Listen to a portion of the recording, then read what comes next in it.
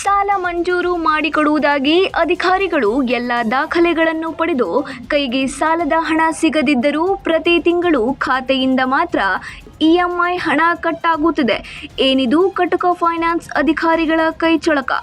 ಇಲ್ಲಿದೆ ನೋಡಿ complete report. Bharat माता की जय, कर्नाटक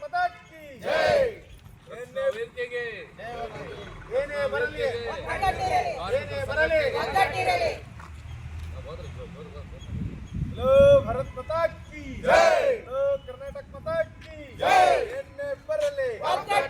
ಹೌದು, ಗದಗ ಜಿಲ್ಲೆ ಮುಂಡರಗಿ ಪ್ರವಾಸಿ ಮಂದಿರದಲ್ಲಿ ಸುದ್ದಿಗೋಷ್ಠಿಯಲ್ಲಿ ಈ ತರಹದ ಒಂದು ಮಾಹಿತಿ ಹೊರಬಿದ್ದಿದೆ.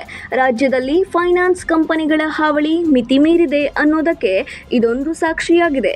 ಕರ್ನಾಟಕ ಜನಶಕ್ತಿ ಕಟ್ಟಡ ಕಾರ್ಮಿಕ ಸಂಘದ ರಾಜ್ಯ ಮಹಿಳಾ ಉಪಾಧ್ಯಕ್ಷೆ ನಾಗವೇಣಿ ಅವರಿಗೆ ಚೋಳಮಂಡಲಂ ಫೈನಾನ್ಸ್ ಅಧಿಕಾರಿಗಳು ಭರ್ಜರಿ ವಂಚನೆ ಮಾಡಿದ್ದಾರೆ. 20,50,000 ರೂಪಾಯಿ ಸಾಲ ನೀಡುವುದಾಗಿ ನಂಬಿಸಿದ ಚೋಳಮಂಡಲಂ ಫೈನಾನ್ಸ್ ಅಧಿಕಾರಿಗಳು ನಾಗವೇಣಿ ಅವರಿಗೆ ಪಂಗನಾಮ ಹಾಕಿದ ಘಟನೆಯೊಂದು ತಿಳಿದು ಬಂದಿದೆ. ನಮಸ್ತೆ, ನಾನು ನಾಗವೇಣಿ ಅಂತಂದು ನಾನು ಚೋಳ ಫೈನಾನ್ಸ್ ಒಳಗೆ ಲೋನ್ ಮಾಡಕ್ಕೆ ಹೋಗಿದ್ದೆ. ನನಗೆ ಮೋಸ ಮಾಡಿದ್ದಕ್ಕೆ ನನಗೆ ಇದೆಲ್ಲ ಸಂಘಟನೆದವರು ಆಗಿರ್ಬೋದು, ಎಲ್ಲರೂ ಕೂಡಿ ನನಗೆ ನ್ಯಾಯ ಕೊಡಿಸ್ಬೇಕು. ಸಾಲದ ಮೊತ್ತವಾದ 20,50,000 ರೂಪಾಯಿ ನಾಗವೇಣಿ ಅವರ ಕೈ ಸೇರಲೇ ಇಲ್ಲ. ಆದರೆ ದಾಖಲೆಗಳಲ್ಲಿ ಮಾತ್ರ ಸಾಲ ನೀಡಲಾಗಿದೆ ಎಂದು ತೋರಿಸಲಾಗಿದೆ.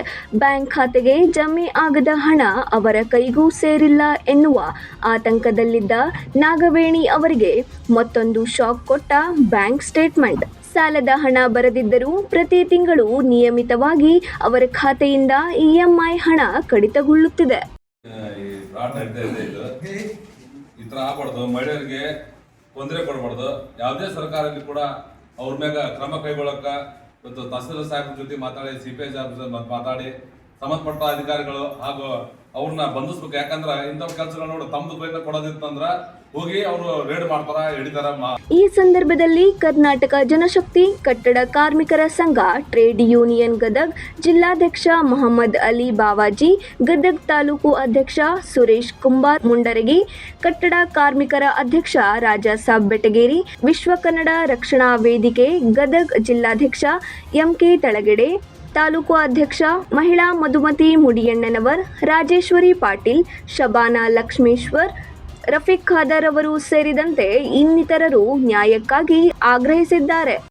ಕಾನೂನು ಮೂಲಕ ಚೌಕಟ್ಟಿನ ಮೂಲಕ ಹೋರಾಟ ಮಾಡಕೊಂತಾರ.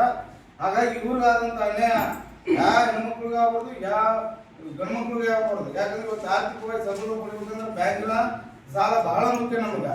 ಅಂತ ಹೊತ್ತಿನಾಗ ಇವತ್ತು ಚೋಳಮಂಡಲಂ ಅಂತಂದು ಒಂದು ಹುಬ್ಬಳ್ಳಿ ಬ್ರಾಂಚ್ ಮ್ಯಾನೇಜರ್ ಆಗಿರ್ಬೋದು, ಗದಗ ಬ್ರಾಂಚ್ ಮ್ಯಾನೇಜರ್ ಆಗಿರ್ಬೋದು, ಹಾಗೂ ಎಕ್ಸಿಕ್ಯೂಟಿವ್ ಆದಂತ ಆರ್ಎಸ್ ಹೆಬ್ಬಾಳ್, ಇವನು ಬಹಳ ಒಬ್ಬ ಜವಾಬ್ದಾರಿಯುತ ಸಂಘಟನೆಯ ನಾಯಕಿಗೆ ಈ ಪರಿಸ್ಥಿತಿ ಬಂದೊದಗಿದರೆ ಇನ್ನು ಸಾಮಾನ್ಯ ಜನರ ಕತೆ ಏನು ಎಂಬ ಪ್ರಶ್ನೆ ಮೂಡಿದೆ. ಫೈನಾನ್ಸ್ ಅಧಿಕಾರಿಗಳ ಈ ಕೃತ್ಯದ ವಿರುದ್ಧ ನಾಗವೇಣಿ ಅವರು ಕಾನೂನು ಸಮರಕ್ಕೆ ಮುಂದಾಗಿದ್ದಾರೆ. ಸಂಬಂಧಪಟ್ಟ ಅಧಿಕಾರಿಗಳು ಕೂಡಲೇ ಈ ಹಣವನ್ನು ವಾಪಸ್ ಮಾಡಬೇಕು ಹಾಗೂ ತಪ್ಪಿತಸ್ಥರ ವಿರುದ್ಧ ಕ್ರಮ ಕೈಗೊಳ್ಳಬೇಕು ಎಂದು ಒತ್ತಾಯಿಸಲಾಗಿದೆ. ಒಟ್ಟಾರೆ ಇಂದಿನ ಡಿಜಿಟಲ್ ಯುಗದಲ್ಲಿ ಬ್ಯಾಂಕ್ ಮತ್ತು ಫೈನಾನ್ಸ್ ವ್ಯವಹಾರ ಮಾಡುವಾಗ ಎಷ್ಟು ಜಾಗರೂಕರಾಗಿರಬೇಕು ಅನ್ನೋದಕ್ಕೆ ನಾಗವೇಣಿಯವರ ಪ್ರಕರಣವೇ ಸಾಕ್ಷಿ. ಈ ಬಗ್ಗೆ ಚೋಳಮಂಡಲಂ ಫೈನಾನ್ಸ್ ಮೇಲಧಿಕಾರಿಗಳು ಯಾವ ರೀತಿ ಪ್ರತಿಕ್ರಿಯಿಸುತ್ತಾರೆ ಅನ್ನೋದನ್ನ ಕಾದು ನೋಡಬೇಕಾಗಿದೆ. Udachappa ಟಿಗರಿ 9 live news Gadag.